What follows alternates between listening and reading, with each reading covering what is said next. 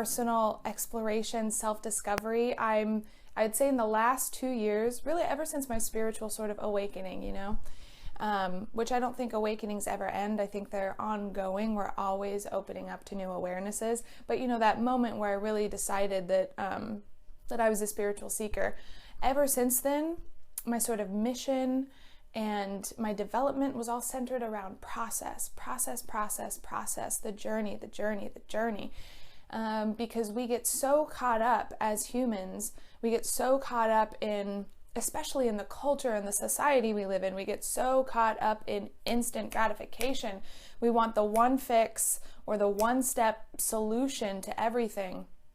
And with the way marketing and consumerism and all of just the way culture and society is sort of grown, we have this, this idea of instant gratification and one-step fixes.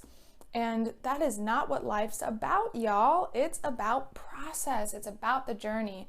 We get so focused on the outcome, on the finality of the thing, that we lose sight of all of the growth and expansion and discovery and exploration that's occurred along the way. So I'd say these last 2 probably years of mine of intentional growth and personal development, soul evolution, have been really focused around getting excited about process, about the journey. And so through that, I've become really aware of my own processes, of my own, moments where I'm coming full circle in my growth and my understanding. And I recently had this huge epiphany. And it's funny because I'd heard the information discussed. I even taught this information in my own, communities or workshops and teachings. But there's a moment when information finally sort of integrates and it becomes applied.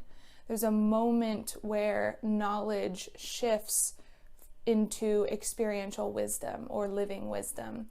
And now that I just had this huge epiphany with this last full moon about something that we're going to talk about today.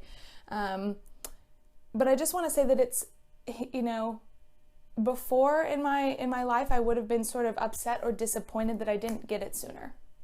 I would have been a little disappointed in myself that I wasn't, aware enough or smart enough or like clicked in or dialed in enough or even intuitive enough to like get it sooner.